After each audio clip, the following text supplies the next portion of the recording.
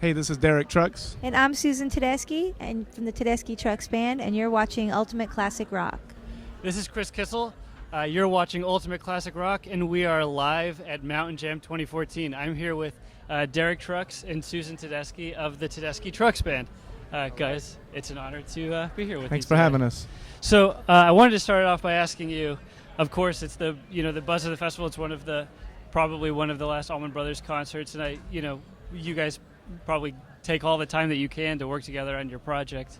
Does this mean that you will have more time for the Tedeschi Trucks Band? I think it'll mean maybe a little more time to breathe and raise our kids. I think we tour pretty solid with this band already, but it'll be nice to focus on one thing. I've really never done that, so I'm curious how that works out. Mm-hmm.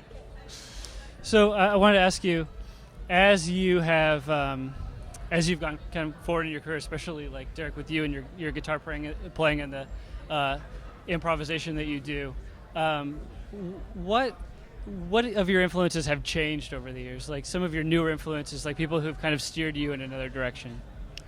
I mean, you're constantly listening. I think a lot of times you're going back to some of the original wells that you draw from. Sometimes you listen to so much stuff you forget what first moved you. So I think when you ever get stagnant, you go back and listen. There's so much great music back.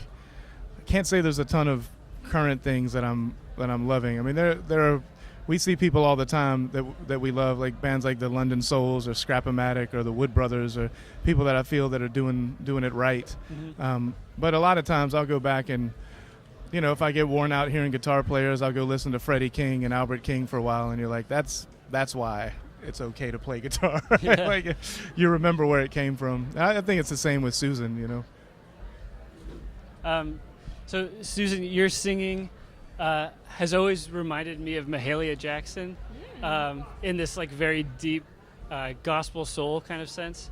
So I would like to request at some future show that you guys would play Didn't It Rain, because I think that the band would kill it. That's a great song. Got my vote. Didn't it rain, children? Yeah, that's a great song. I love Mahalia. She's actually one of my all-time favorite singers. So. Really? Absolutely. You could hear it. We're together. Yeah, actually, the reason we probably started dating is because I knew who Mahalia Jackson was. And Derek's like, "What? You do?" I was like, "Yes, of course."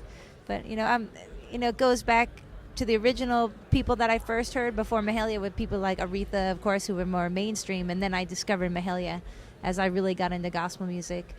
People like Sam Cooke. Maybe you get turned on to first, and then all of a sudden you realize there are all these amazing, great gospel singers. But. Mm-hmm. Yeah, I dig into that stuff all the time. It's great. Clara Ward. Yeah, Clara Ward. Yeah.